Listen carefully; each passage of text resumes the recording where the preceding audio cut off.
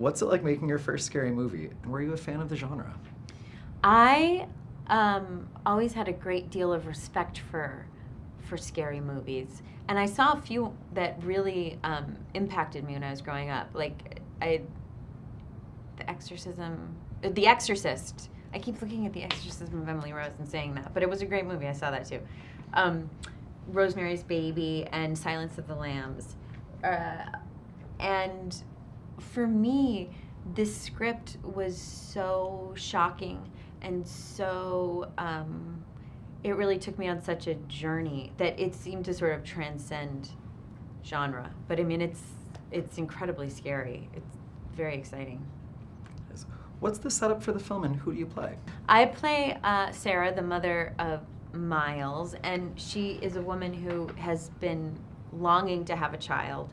And Miles it becomes very clear very quickly that he is very rapidly hitting all of his developmental milestones. And it seems that he may just be an incredibly gifted kid, and that's what Sarah tries to hold on to desperately until his behavior becomes progressively more destructive and dangerous.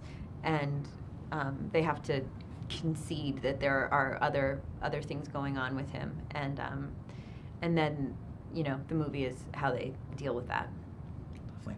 What was it like working with Jackson Robert Scott, who plays Miles? He was in Stephen King's Ed as Georgie. Did he give you any pointers?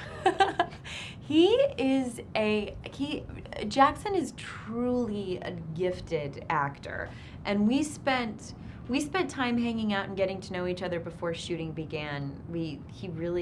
He showed me all around the aquarium because he'd spent time shooting in Toronto. I had not, and we shared some pizza together and hung out. And what was really incredible was that he was able to sort of be playing with his action figures and making up dances and listening to music, and very, very effortlessly and instantaneously shift over to this character.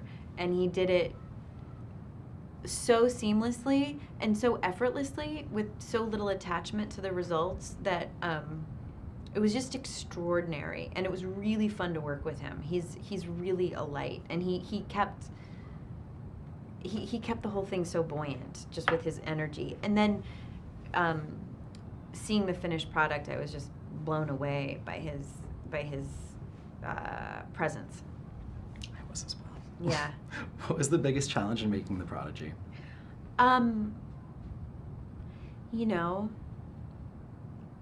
There weren't many. It was a really lovely process, which is kind of hard to come by. Probably just the cold in Toronto. It's cold in Toronto in February. It was. What's your biggest takeaway from this experience? A new appreciation for the genre? Oh, I certainly do. I certainly have a new appreciation for horror films. But I also think just a mother's love and